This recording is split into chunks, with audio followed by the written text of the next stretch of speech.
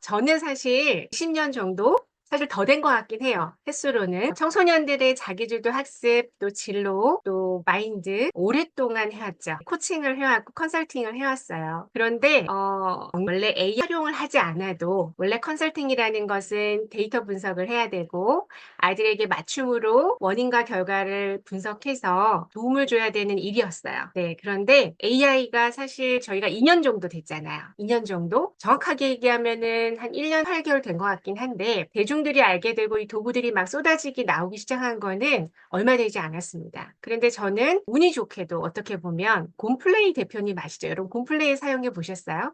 네, 그 대표님을 만나게 되면서 시작이 됐어요. 그래서 AI에 대해서 토론도 하고 그분의 강의를 들으면서 이야기도 좀 나누는 기회가 있었습니다. 그래서 저는 사실 컴퓨터 공학을 전공한 사람은 아니잖아요. 저는 평생교육 경영 쪽을 전공했는데 교육 쪽에 오래 종사한 사람이죠. 그럼에도 불구하고 제가 이 AI를 만나면서 느낀 것은 누구나 어떤 분야에 있든 누구나 이 AI란 도구를 활용을 하면 누구나 어떻게 해요? 네, 저는 표현합니다. 제가 표현한 건 아니고 네, 예전에 명예 교수님이 표현하신 건데 누구나 엘리베이터를 타고 올라갈 수 있다. 내가 원하는 곳으로. 그런데 AI를 활용하지 못하면 네, 힘들게 걸어 올라와야 하는 시대가 열린다. 네, 그런 얘기를 초창기 때 들었어요. 근데 이미 1년 6개월 정도, 7, 8개월 지났는데요. 저에게도 놀라운 일이 있었습니다.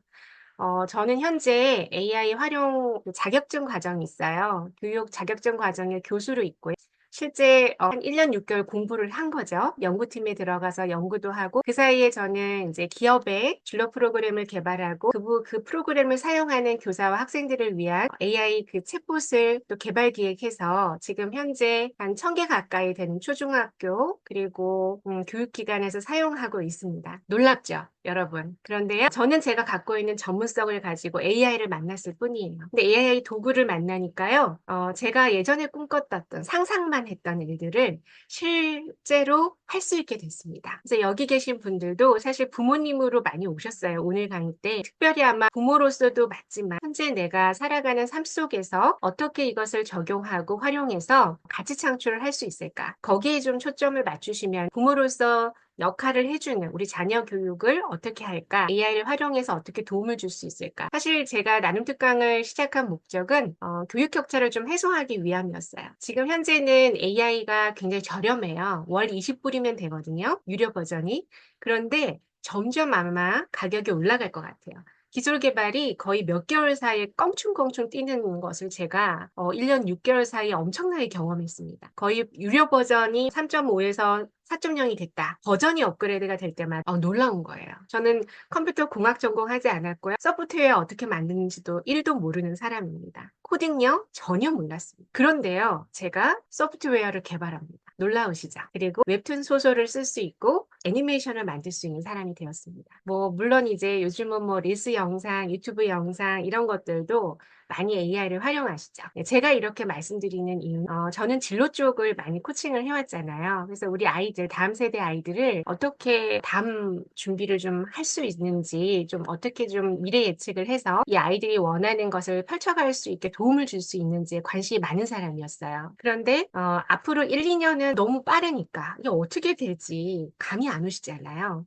그런데 제가 10년 AI를 활용해서 미래 예측 기법으로 미래를 예측할 수 있죠. 미래학자들이 하는 방법들이 있어요. 그런 것들을 통해서 10년, 20년 뒤를 내다봤더니 놀라운 일이 일어나고요. 그리고 제가 있는 연구팀 쪽은 다 석박사님들이시거든요. 그리고 거기에는 미래학자들이 있어요. 제일 저한테 영감을 주시는 분이 최윤식 박사님이라고 휴스턴 대학교의 미래학 박사를 하신 분이에요. 그분이 저에게 이제 진로에 대한 영감을 제가 토론을 하고 질문을 할 때 주시는데요. 그분은 그렇게 얘기합니다. 10년 뒤에 우리 아이들 얘기죠, 사실. 우리도 해당이 되겠지만 우리 아이들이 엄청난 영향을 미칠 거예요. 10년 뒤면 우리 아이들이 이제 직업 전선에 들어갑니다. 그때는 4차 혁명이 자리 잡은 때라고 보시면 될 것 같아요. 이거는 미래학자들은 근거를 가지고 이야기하거든요. 이 제 개인의 이야기가 아닙니다. 그냥 제가 같이 연구하고 실제 미래학자들이 하는 얘기를 연구 결과 또 그런 미래 기법을 활용해서 하는 결론을 여러분들에게 전달해 드리는 겁니다. 기업은 AI를 활용하지 못하는 사람은 뽑지 않을 겁니다. 앞으로 지금도 AI 활용하는 사람들을 찾고 있어요. 근데 연봉이 2-3천이 뛵니다. 그거 하나만으로도 원래 자기가 갖고 있는 경력에서. 제가 다음 주에 인제 일자리 센터 직업 상담사 교육을 가는데요. 그분들이 그래요. 요즘에 다 그쪽을 원하신다는 거죠. 그쪽을 많이 찾고 있는데 중요한 것은 사람들이 준비가 안 돼 있어요. 이 AI가 등장한 지 얼마 되지 않았기 때문이겠죠. 그리고 발빠른 사람은 벌써 많은 것들을 공부하고 적용하고 있지만 여전히 한 번도 사용해 보지 못한 분들이 더 많으세요. 네. 오히려 내년 같은 경우는 AI가 굉장히 많거든요. 거의 몇백 개 가까이 돼요. 그런데 그거를 멀티모달로 자기가 생각하는 분야, 목적, 목표에 맞춰서 사용할 수 있게 되는 그런 것이 이슈일 겁니다. 지금은 이제 챗GPT 많이 들어보셨죠? 주로 제가 말씀드리는 게 그거긴 해요. 아직은 시작이기 때문에 그거 하나만 파셔도 네, 많은 것들을 얻을 수 있어요. 제가 이렇게 좀 설명을 드리고요. 오늘 주제는 많은 것들을 할 수는 없어요. 제가 1시간을 준비했고요. 맞춤 학습법 많이 들어보셨죠? 교육부에서 이야기하는 것이 맞춤 학습이 가능하다입니다. 그래서 여러분들이 오늘 좀 저희가 생각하는 주제를 생각을 하시고 자라나는 아이들이 기업에 들어갈 때는 요즘 AI가 로봇과 연결되고 있는 거 아시죠? 네, 그래서 기업에서 A 상사에게 명령을 받아서 일을 수행하는 일들이 10년 뒤의 모습일 겁니다. 즉 능력이 되지 않으면 그 AI 상사만큼 능력이 되지 않으면 그렇게 기업에서 일을 하게 되는 것이 우리 아이들의 직업 세계입니다.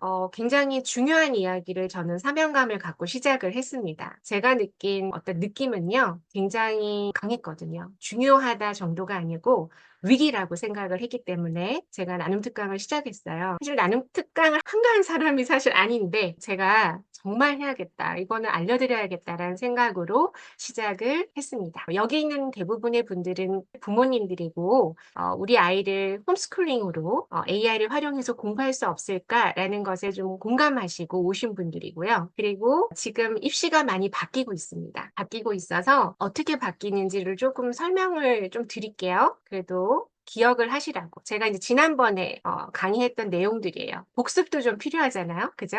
그래서 사실 많은 분들이 AI와 인간을 경쟁시키죠. 네, AI와 인간을 경쟁시키는데 사실 그런 개념보다는 저는 AI를 잘 활용하는 사람과 그렇지 못한 사람이 경쟁이 안 되는 봅니다. 그리고 AI를 잘 활용하는 사람 안에서 이 고급 기술까지 그리고 창의력 어떻게 이것을 도구잖아요. 사용하느냐에 따라서 완전히 다른 결과물을 낼 수 있는 도구거든요. 그래서 그 부분을 우리 아이들이 준비해야 되잖아요. 근데 또 아시잖아요. 윤리적인 문제도 대두되고 있고 요리로 비유하면 인류 요리사가 정말 좋은 칼을 가지고 있어요. 근데 그 칼이 요리사에게 가면 정말 멋진 작품이 나오지만 살인자에게 가면 어떤 일이 일어날지 아시죠? 네, 그래서 윤리 문제가 등장하는 것이 아닌가라는 생각이 들었고요. 그리고 우리가 아시지만 나이가 들면서 두뇌를 잘 사용하지 않잖아요. 근데 저는 AI를 활용하면서 처음에는 검색보다는 좋다라고 생각했고요. 그다음에 넘어서는 조수로 썼어요. 네. 그리고 제가 더 기술이 개발되면 AI 에이전트 기능까지 다 기술이 들어오면 어떤 역할이 되냐? 직원이 필요 없습니다. 저는 그걸 확신해요. 제가 진로 프로그램 개발하면서 5명의 직원 거의 석사급 직원과 연구 개발한 느낌을 받았기 때문에 절대로 그것이 거짓말이 아닐 거라는 거죠. 그리고 에이전트 기능을 기다리는 CEO 굉장히 많습니다. 그리고 인간 역할을 대체한다. 저는 이렇게 생각하지 않아요. 네, 대체하는 것은 아니고 보조의 수단일 거예요. 부모님들이 좀 아셔야 되는 부분이 우리 아이들이요. 우리 아이들 아이덴티티 있잖아요. 타고난 어떤 성향들, 특성들, 고유한 특성들, 그리고 재능들이 그것을 잘 살려주는 맞춤형 교육이 저는 미래의 경쟁력이라고 생각을 합니다. 그래서 누구나 하는 교육, 우리나라에 살면 누구나 하는 교육이 있잖아요. 그런 교육이 과연 우리 아이들에게 어떤 의미일까? 미래도 좀 생각해 보시는 기회가 됐으면 좋겠습니다.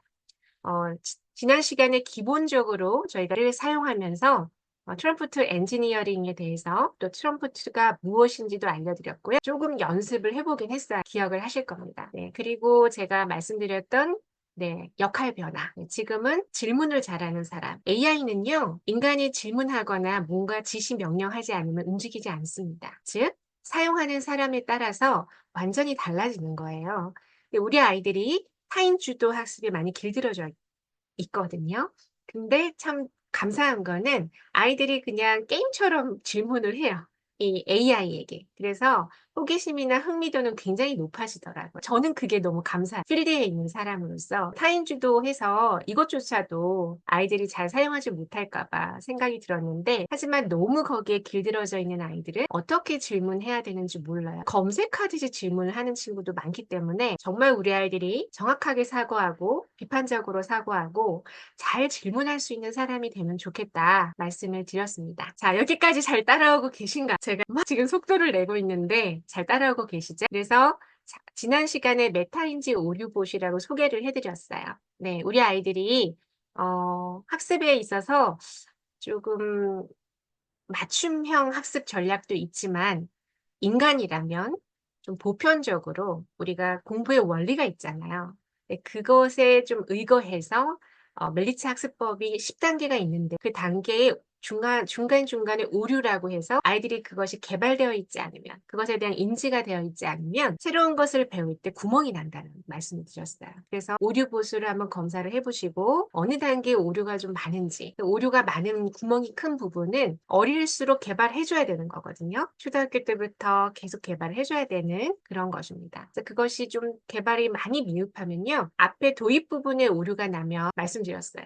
일단 지식이 잘못 들어오는 거거든요. 처음부터 구멍이 커져요. 그러면 어때요? 중간에 구조화하고 뭐 비교 분석 추론을 하면서 내가 원하는 것을 내 지식을 내 걸로 먹는 거잖아요. 근데 테스트하면은 다 잘못 나오는 거예요. 처음부터 지식을 잘못 먹었기 때문에. 그래서 이 과정이 굉장히 기본적으로 보편적으로 우리가 학습을 할 때 새로운 지식을 접할 때 필요하다라고 말씀을 드려 소개를 해드렸습니다. 자, 오늘은요. 맞춤 학습이에요. 맞춤 학습. 그래서 가장 이제 효과적인 방법일 수 있죠. 그래서 내 개인의 어떤 아이들의 그 공부 역량이 다르거든요. 처음에 공부를 시작할 때 아주 부정적인 경험을 많이 한 친구들은 공부하기 시작부터 감정이 좀 안 좋아져요. 하기 싫은 거예요. 네, 그런 아이들은요, 일단 도입부터 아주 굉장히 안 좋습니다. 자, 멜리츠 학습법을 모르시는 분들이 있어서 제가 조금 소개를 해드리고 오늘 맞춤형 학습법에 대한 얘기를 좀 더 하면서 를 켜놓으시면 좋을 것 같아요. 오픈 AI GPT 아시죠? 네, 여기 오신 분들은 그래도 아실 거라고 생각을 합니다. 그 정도는. 그래서 오픈해 놓으시고 프롬프트 창을 오픈해 놓으시고 조금 있다가 제가 연결해서 실습을 할 수 있도록 진행을 하도록 하겠습니다. 네. 사실 여기 계신 분들 한 분 한 분 소개를 해야 되는데 그쵸. 네. 근데 이 금요일 저녁 8시에 제가 드리는 이야기만 해도 시간이 부족해서 네, 양해를 부탁드립니다. 자꾸 오시면 저희가 좀 친해지는 계기가 있을 겁니다. 그리고 서로 필요한 부분들 또 도움 드릴 수 있는 부분이 있지 않을까라는 생각을 하고 있습니다. 자, 멜리츠 학습법이라고 해서요. 맞춤형이라는 거는 개인의 성향과 학습 스타일 또 이 학생이 어떤 과목은 좋아하고 어떤 과목은 흥미가 좀 떨어지고 그럴 수 있잖아요. 그러다 보면은 학습의 속도의 차이도 나요. 그죠? 자기 또래 아이들과 다르게. 그래서 그런 것들을 아이에게 맞춰주는 거. 아이가 아니면 어른일 수도 있죠. 여러분들도 지금 평생 교육 하고 계시잖아요. AI 배우고 계시잖아요. 똑같아요. 네. 학습의 원리는 똑같습니다. 그래서 우리 멜리츠 학습법은 누구나 새로운 것을 배울 때 적용이 된다고 보시면 됩니다. 그래서 1단계가 주입이에요. 제가 아까 말씀드렸잖아요. 부정적인 경험을 많이 한 자녀들이 있어요. 실제 초등학교, 중학교, 고등학생들 중에. 그런 친구들은 이 주입 단계에서부터 벌써 오류가 많이 나요. 흥미가 없기 때문에 듣기 자체가 안 돼요. 우리가 학습을 할 때 어떤 호기심에서 내가 알고 싶어서 지식을 배우기 시작하면 어른들이 보통 그렇잖아요. 그래서 여기 오셨잖아요. 그렇게 시작하면 나중에 학습 성과가 비약적으로 높아지는 연구 결과가 많아요. 대체적으로 그렇습니다. 그런데 우리 아이들이 흥미를 느끼지 못하는 경우가 시켜서 할 때, 내가 필요하지 않은데 필요성을 못 느끼는 거죠. 근데 어쩔 수 없이 해야 돼서 할 때 우리는 이 단계에서 벌써 오류가 많이 나기 시작합니다. 근데 주입이 잘 돼야 개념 이해가 잘 되고요. 그리고 그 개념의 어떤 원리와 이거 왜 그렇지? 라고 이유도 물을 수 있잖아요. 그런 것들이 다 개념 이해에 속합니다. 그리고 이 개념을 다양한 상황에 적용하는 단계가 원리 이해까지입니다. 그래서 1단계부터 4단계가 보통 어떤 과목을 배우든지 아이들이 다 적용이 되는 부분이에요. 그리고 5단계 분석, 연결, 확장. 이 5단계에서 7단계까지 넘어가는 게요. 아이들이 보통은 비교, 분석, 추론을 하는 거예요. 분류하기도 하고요. 한국사나 어떤 역사나 사회 과목 같은 경우는 도표를 만들고 표로 비교 분석하고, 역사는 연대표별로 사건, 인물을 정리하고 아이들이 이해하잖아요. 맥락을 이해하고. 그런 것들이 사실은 이 분석, 연결, 확장 이 과정을 거치지 않으면 단순 암기하게 되죠. 아이들이 시험을 보기 위해서. 테스트를 해야 되니까요. 그래서 그럼 재미가 없어요. 우리 뇌가 굉장히 그걸 좋아하지 않습니다. 그리고 뒤에 보면 통찰이 있고요. 전이 및 적용까지 있습니다. 자, 이렇게 사실 와야지 우리가 어떤 테스트 평가를 하더라도 10단계 평가인데요. 하더라도 좋은 성과를 받을 수가 있어요. 여기 계신 분들도 이미 아마 학교 공부뿐만 아니라 자격증 시험도 쳐봤을 거고, 또 직장을 들어가기 위해서 면접 시험도 봤을 거고, 여러 가지를 아마 해보셨을 겁니다. 그런 것들을 쉽게 익히고 또 통과하는 경험들을 하셨을 텐데, 그것이 이제 이 과정을 다 뇌에서 연결돼서 진행이 됐다고 생각하시면 됩니다. 제가 이걸 설명드리는 이유는 제가 멜리츠 학습법 봇을 여러분들에게 지난 시간에 드렸죠. 네, 오늘 오신 분들도 제가 드릴 겁니다.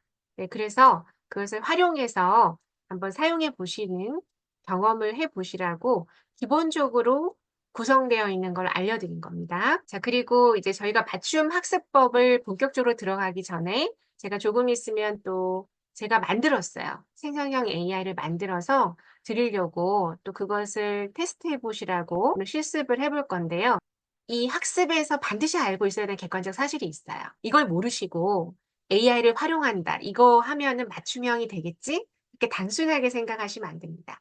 그래서 이거를 좀 이해하시고, 이 맞춤형 학습 봇을, 우리 아이의 데이터가 있잖아요. 우리 아이의 성향도 있을 거고, 지금까지 뭐 중고등학생 같은 경우는 성적표라는 게 있고요.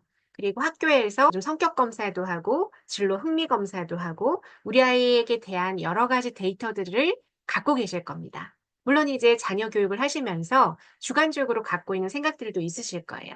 그것도 중요합니다만, 객관적인 데이터들이 훨씬 더 아이에게 장기적으로 도움이 될 수 있습니다. 왜냐하면 우리가 지금 아는 이 AI는요, 데이터 분석 기술이 정말 뛰어납니다. 그래서 웬만한 컨설팅 회사에서 데이터 분석해서 비교 분석해서 보고서를 제출해줘서 그것만으로도 벌써 몇백만 원, 몇천만 원 받는 회사들이 있었어요. 그 회사에서 그 부서가 사라졌습니다. 즉, 사람을 안 뽑아요. AI를 잘 활용한 한 명이면 됩니다. 자, 그 정도로 데이터 기술이 뛰어나요. 그러면 우리가 그것을 활용해서 우리 아이의 맞춤 학습법을 찾을 수 있겠죠.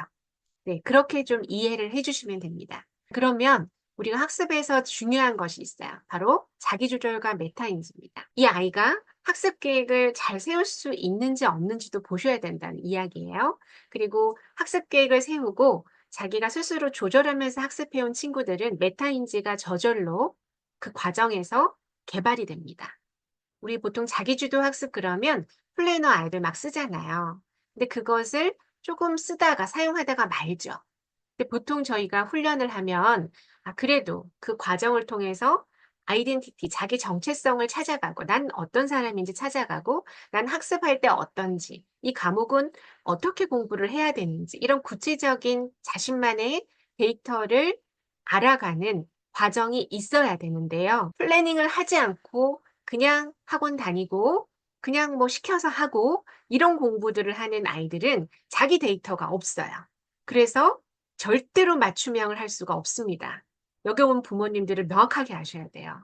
그래서 그 과정을 통해서 메타인지 아시죠? 바로 즉 내가 아는 지식이 무엇이고 모르는 지식이 무엇인지, 이 두 가지를 구분할 수 있는 능력이 메타인지 능력이에요. 학습에 있어서는요.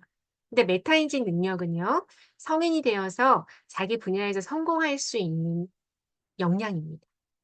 그렇기 때문에 굉장히 중요해요. 단순히 우리가 대학을 가기 위한 입시 공부에만 반영되는 것이 아닙니다. 그래서 우리 아이들이 학습 계획 능력이 중요하다라는 거죠.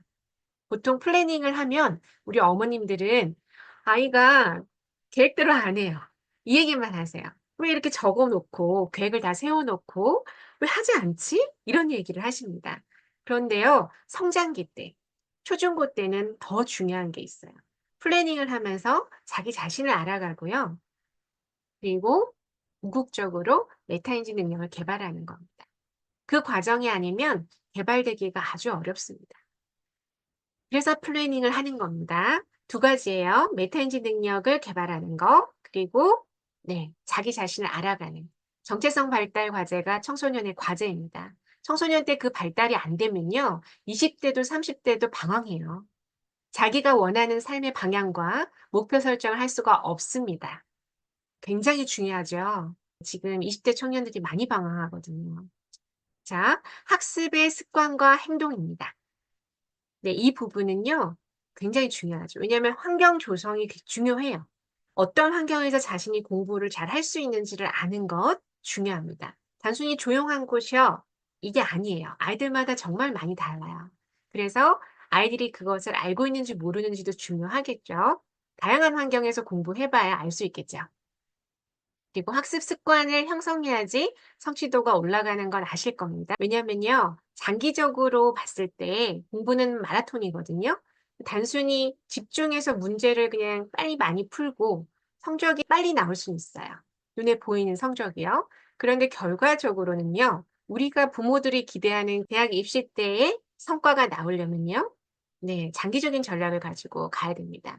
그냥 문제만 많이 풀고 잠깐 반짝인 점수로 어떤 이 아이가 학습 성과를 잘 내는 능력이 있다라고 보시기엔 아주 어려움이 있죠. 네, 그리고 부모님들이 계시기 때문에요. 여기서 중요한 게 있습니다. 네, 이 부분은요. 부모님이 이게 정서적 지원을 해주기 때문에 AI가 못 해줘요. 네, 그래서 여기 계신 분들은 자녀의 학습 동기를 유지하는 부분에 있어서 네, 과정과 노력에 대한 칭찬이 중요합니다. 고등학교 3년 동안 자기 효능감을 높일 수 있는 방법이 별로 없어요. 이미 어느 정도 커서 부모님으로부터 독립하는 나이라서요. 그렇지만 그래도 어릴 때부터 어떤 과정과 노력에 대해서 칭찬을 받은 아이들, 굉장히 자기 효능감이 좋아요. 자신감으로 연결되거든요. 깎아먹을 자신감이 좀 있어야 됩니다. 요즘 시대는 계속 시행착오를 겪어야 되거든요. 우리 아이들은 평생 교육 시대를 살아가야 돼요. 그래서 자기주도 학습 능력이 굉장히 중요합니다. 단순히 대학을 졸업했다고 해서 모든 것이 끝나는 시대는 이미 아시죠? 이미 그렇게 접어들었다는 거.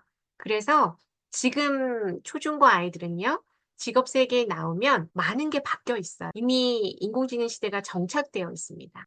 새로운 지식을 계속 습득을 하는데요. AI 뭔가 하는 것들을 잘 보고 조정할 수 있는 능력이 있어야 됩니다.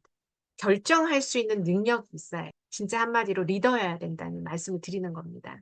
그런 능력이 없으면 그냥 지시를 받고 프레임 속에서 살아가야 돼요. 자, 사고의 편향성도 제가 말씀을 드리는데요. 학습과학을 얘기하면서 조금 말씀드릴게요. 그리고 나서 제가 지금 채팅방에다가 챗봇을 하나 링크를 올려놓을게요. 그거를 오픈을 좀 해주세요. 자, 여기 보시면 학습과학 내용과 일반적인 상식을 제가 비교해 놨습니다. 보통은 이제 단기 집중 학습이 효과적이라 그래서 시험 되면은 막 공부시켜요. 그쵸? 부모님들이 결과를 생각하셔서. 그렇지만 사실 주기적인 복습이 장기 기억이 더 효과적입니다. 그래서 아이들이 시험을 치면 돼지바가 먹으면 우두두 떨어져요. 시험 치고 나면 돌아서면 지식이 다 없습니다. 이제는 암기가 필요 없는 시대이긴 하지만 공부해야 됩니다. 왜냐하면 AI는 질문하는 능력이 중요하고 메타 언어가 중요해요. 일반적인 우리가 사용하는 일상 용어가 중요한 것이 아닙니다. 메타 언어는요, 대학에서 저희들이 전공하잖아요. 그 전공을 하는 사람들은 그 전공에 대한 개념화된 언어를 사용합니다. 그게 메타 언어예요. 그래서 문해력이 중요하다는 이야기를 많이 들어보셨죠? 네, 중요합니다. 왜냐하면 대화를 기반으로 하잖아요. 코딩을 몰라도 사용할 수 있는 게 AI이긴 하지만 다 대화잖아요. 언어기 때문에 일반적인 언어로는 시간도 많이 걸리고 이 프롬프트 창에 치는 내용이 너무 많고 이러면 그리고 정돈이 안 되어 있으면 결과물이 좋지 않습니다. 똑같은 내용에 대한 얘기를 해도요. 사용하는 사람에 따라서 다른 답변, 다른 결과물을 얻는 거예요. 저희가 이제 글과 이미지를 함께 사용하는 것이 더 효과적입니다. 그래서 어떤 내용들을 암기할 때 이런 것도 많이 하고요. 보통 지도나 그래프나 도표나 이런 보조 자료들을 잘 사용할 수 있게 해주는 것이 좋죠. 그리고 시험 자체가 강력한 학습 도구다. 이거 굉장히 중요한 이야기입니다. 공부했어요. 나름 뭐 문제를 풀 수도 있고요. 교과서를 읽을 수도 있겠습니다. 뭐 그것이 책이 될 수도 있겠습니다. 그런데 그것을 한번 테스트해 보지 않으면 이것이 내 것이 됐는지 되지 않았는지 확인이 안 되잖아요. 그래서 아까 멜리츠 학습법도 마지막에 평가가 있었거든요. 그 평가라는 게 우리가 치는 시험을 의미하는 것이 아니고요. 내가 자체적으로 평가를 해보는 것을 의미합니다. 그래서 공부한 것을 내가 출력해 봐야 돼요. 내가 이렇게 설명을 해본다든지, 그리고 또는 발표를 해봐도 괜찮겠고요. 또 보통 아이들 요즘 많이 하는 게 백지 테스트 같은 거 많이 하죠. 그런 것들을 반드시 출력을 해봐야 됩니다. 그래야지 제가 말씀드렸던 여러 가지 지식들이 네, 자기 것이 되겠죠. 그래서 오늘 해봐야 됩니다. 제 이야기를 듣고 아, 그렇구나 하고 지나가시면 어떻게 되겠습니까? 이 시간과 노력이 헛됩니다. 반드시 적용해서 한 가지 이상 해보셔야 됩니다. 그리고 소리내서 읽는 것이 효과적이에요. 그래서 애들이 막 시끄럽게 공부해야 돼요, 사실은. 네, 떠드는 소리가 아니고 글을 읽는다든지 혼자 막 이건가 저건가 막 얘기하면서 혼자 막 떠드는 거 있잖아요. 괜찮습니다. 그리고 필기하는 것이 또 효과적이기도 해요. 그냥 눈으로 보고 듣기만 하는 것보다는 즉 우리가 영상 시대가 되면서 유튜브 하나 볼 때 어떻게 하세요? 그냥 보고 넘기시나요? 저는 절대 그렇게 하지 않습니다. 도움이 되는 주제의 유튜브가 있으면 그거를 보고 요즘 코파일럿 AI가 있어요. 요약해 줍니다. 간략하게 요약해달라, 몇 천자를 요약해달라, 지시사항에 따라서 다르게 요약을 해줘요. 저는 처음부터 끝까지 다 보기 힘들면 내가 보고 싶은 부분만 보든지 시간이 너무 없으면 요약해서 봅니다. 즉, 글로 된 것을 보고 이해하고 그 부분을 다시 찾아봐요. 왜냐하면 요약할 때 이 부분이 몇 분에서 몇 분인지 다 보여줘요. 알려줍니다. 자, 지금 그런 시대가 됐습니다. 그래서 시간을 훨씬 더 효과적으로 사용해서 공부할 수 있어요. 그리고 식사 시간을 아침 식사 이거 꼭 하면 좋아요. 아이들에게 좀 먹으라고 해주면 좋겠어요. 안 먹는 애들 많거든요, 생각보다. 네, 그리고 아까 말씀드렸지만 장기적인 효과 이것이 효과가 높아요. 제가 이런 부분들을 말씀드리는 건 우리가 맞춤형 학습을 하지만 그래도 보편적인 원리에 입각해서 좀 중요한 부분이 있다는 얘기를 하는 겁니다. 그리고 여기 보시면 제가 그냥 제가 여러 가지 아마 성격 검사가 있는데요. 제가 사용하는 성격 검사에서 나오는 유형이에요.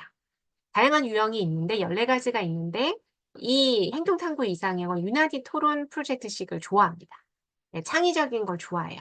최근에 이제 수행평가라든지 비교과 활동 같은 경우는 대체적으로 프로젝트식이나 발표식이 많아요. 또 토론도 많이 합니다. 팀별로. 이런 것이 많이 되긴 하는데 그래도 우리나라는 강의식이 아직도 우리가 아는 뭐 캐나다나 유럽 쪽이나 북유럽 쪽이나 이런 또 미국은 좀 섞여 있긴 하지만 그래도 우리나라보다는 훨씬 빨리 이런 수업들이 많았습니다. 그래서 행동탐구 이상형은 해외에서 공부를 하잖아요.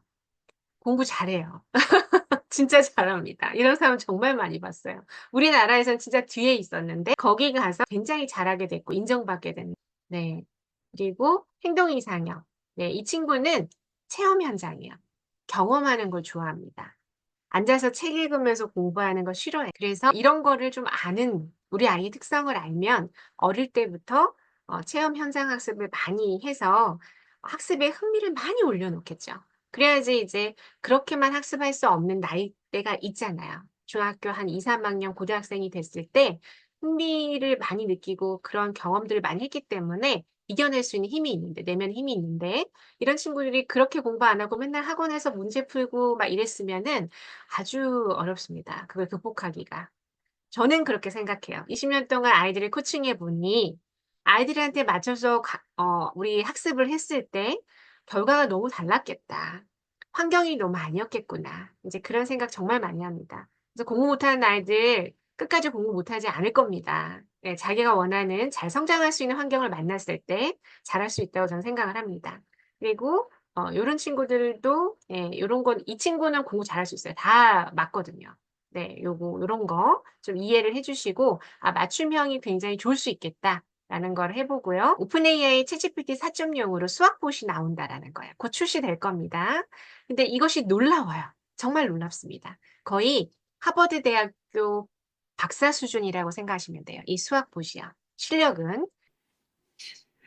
Of course, I'd be happy to help. Let's look at the problem together.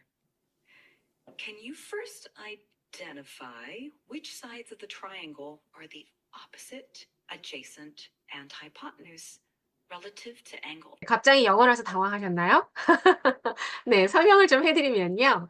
여기 보시면 이 소리 나는 이 음성 인식하는 그 표현이 있잖아요. 시각화되어 있잖아요. 그리고 옆에 문제가 있어요. 이게 아이패드 같은 거잖아요. 그쵸?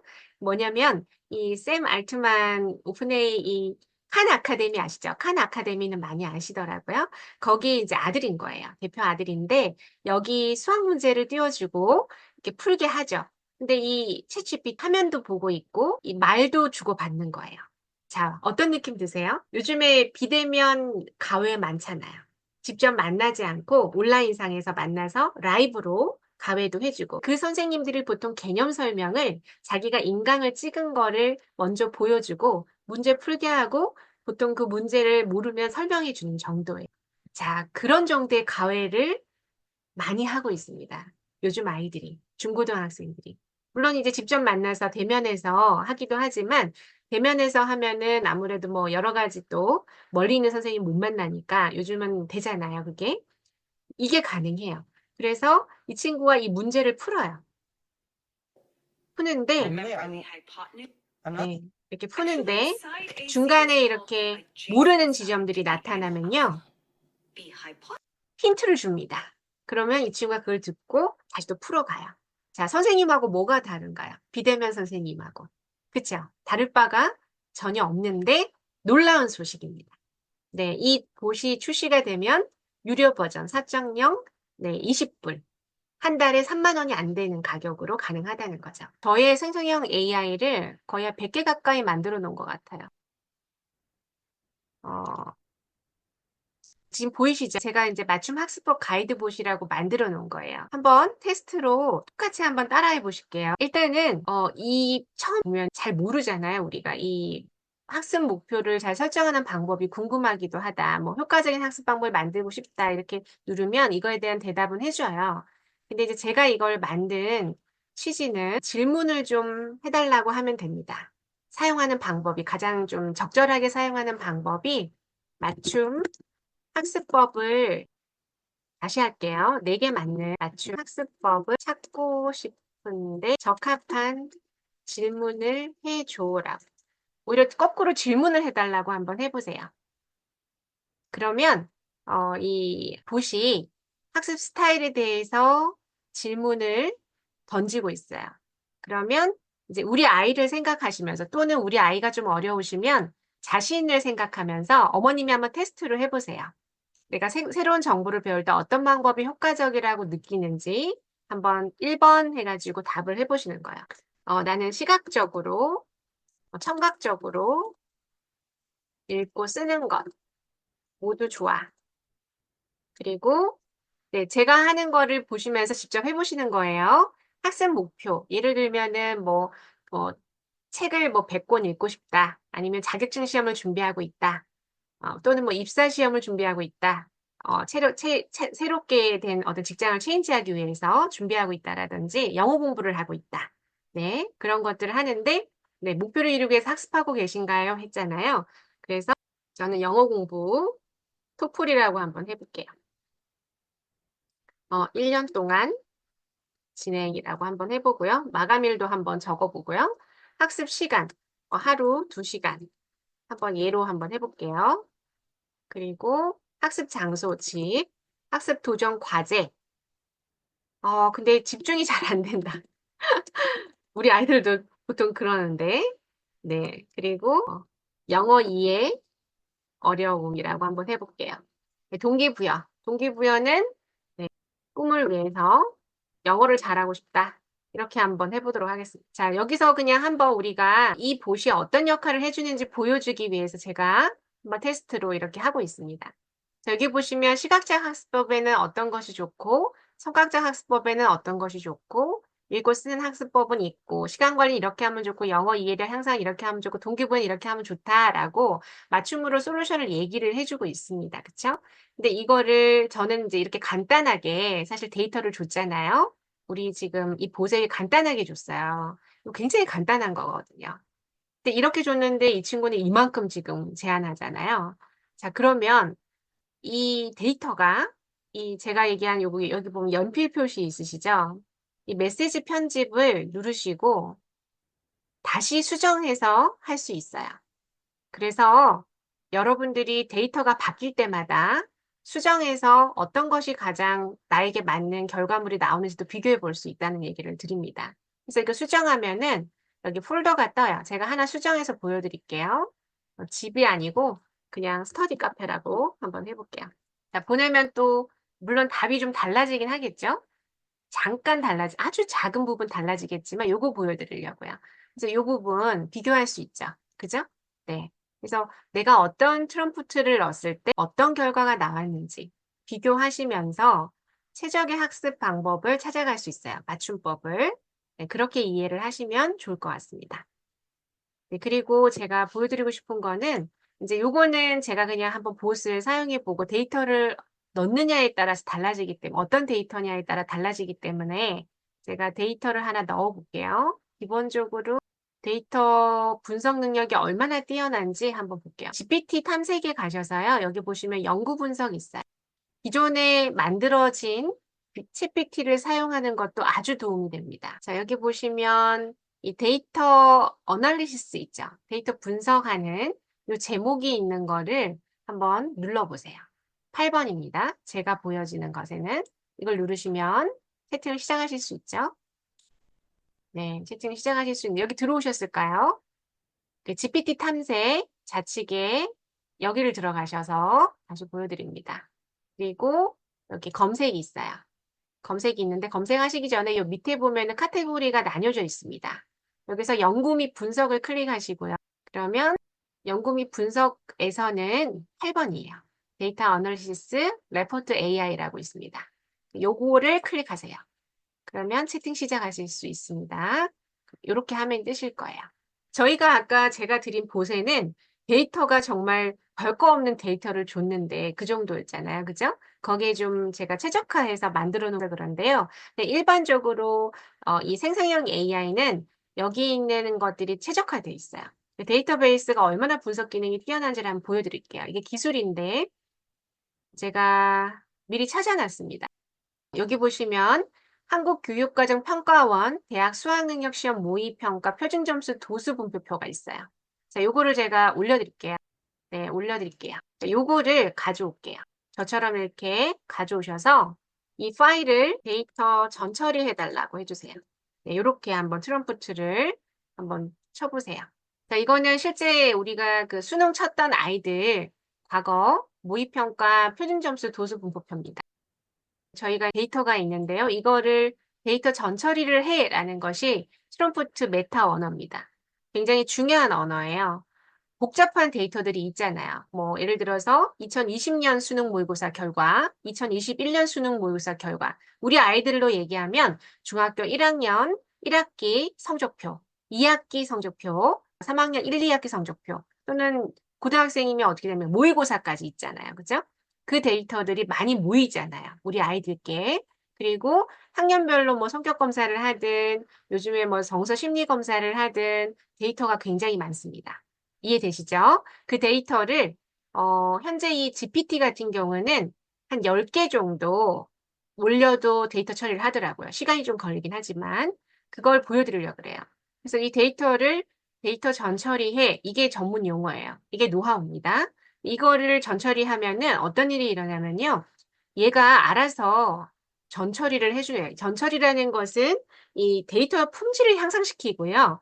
그리고 분도도 떼내주는 거예요. 요리로 표현하면 재료를 손질하고 정리하는 겁니다. 그래서 훨씬 더 조금 깔끔한 결과를 얻을 수가 있어요. 명확한 결과, 오류가 없는 결과들을 좀 얻을 수가 있기 때문에 우리가 가져오는 어떤 데이터들이 또 항목별로, 카테고리별로 정리를 해주기도 하고요. 그래서 이렇게 정리를 해줍니다. 자, 우리가 좀 영어로 지금 나와서 당황하지만 뭐 한국어로 대화해달라고 하면 됩니다. 그러면 저희들이 좀 이해할 수가 있겠죠? 그러면 이제 어떻게 했는지 다시 한국어로 표현을 해주기 때문에 너무 좋죠. 자, 그래서 이제 이 친구가 다 했다는 거야. 작업을 완료했다고 해서 그럼 이 완료한 데이터를 가지고요. 저희들이 한번 물어보겠습니다. 위 데이터를 가지고 데이터에서 수능 모의고사 결과를 어떤 기준으로 알려달라고 해볼까요?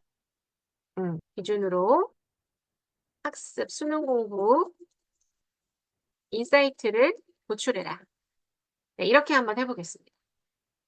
왜냐면 이제 우리 아이들의 예를 들어서 성적표라든지 수능 모의고사 결과 이런 것들은 수능을 준비하고 있는 아이들에게 중요하잖아요. 그래서 분석을 해줘요, 이 친구가. 이렇게 난이도 분석도 해주고, 성별 비교도 해주고, 또 표준 점수 구간별 학생 분포 분석도 해주고요. 과목별 난이도 파악도 해줍니다. 올해 시험 과목 난이도는 어땠는지, 그래서 어떻게 공부를 하면 되는지, 학습 전략 도출도 해주고요. 데이터 처리해서 이렇게 도표화 해줍니다. 시각화도 해줘요. 그리고 인사이트도 이렇게 정리해 줍니다. 난이도를 봤더니 높은 구간의 학생 수가 적다. 점수가 낮아질수록 학생 수가 증가하는 경향이 있다. 그러니까 아이들이 어려운 난이도를 많이 못 푼다는 거죠. 뭐 이미 알고 있긴 하지만. 그리고 해당 구간이 특히 어려운 문제들이 포함된 구간일 가능성이 있다.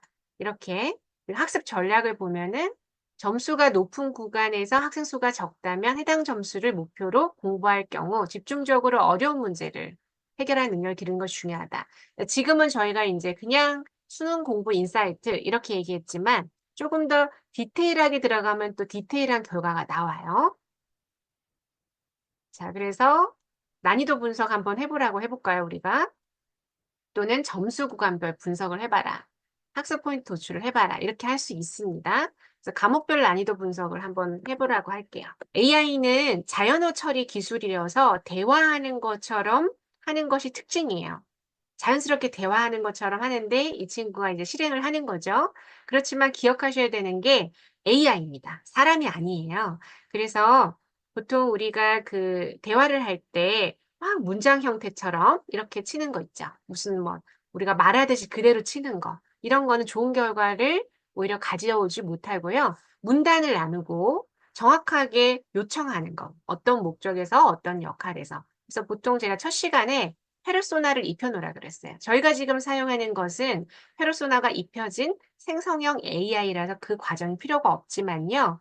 그게 아니라 무료 버전을 쓰시거나 그냥 일반적인 챗GPT 트럼프트 창에서는 너는 지금부터 예를 들어서 데이터 분석 전문가야. 이렇게 페르소나를 먼저 입혀놓고 그 다음 과정을 해결해 가시면 됩니다. 근데 지금은 저희들이 필요 없어요. 이미 그런 걸 다 해서 학습을 시키고 그거에 맞춰서 조정을 해놓은 생성형 AI에 가서 우리가 지금 이 작업을 하고 있기 때문에 필요가 없습니다. 그런데 실제 우리가 무료 버전을 사용하거나 그냥 기본적인 챗 GPT를 사용하실 때는 항상 내가 사용하고자 하는 목적과 목표에 맞춰서 페르소나를 입혀주셔야 돼요. 너는 어떻다. 뭘 하는 뭐 전문가다, 뭐다. 이렇게 입혀주고 그 다음에 원래 활동들 대화하면서 결과물을 도출해 보시면 좋습니다. 자, 주요 인사이트입니다. 네, 그렇게 했더니 과목별 난이도 차이, 또 성별에 대해서 또 학습 전략에 대해서 이렇게 또 이야기를 해주고 있어요. 그렇죠? 그리고 이렇게 좀 복잡해 보이지만 도표화했습니다. 그러니까 저희들이 어떤 데이터를 주느냐에 따라서 데이터 전처리를 하시고 그거에 대해서 카테고리별로 또는 인사이트를 얻고 싶은 부분을 얻을 수 있다.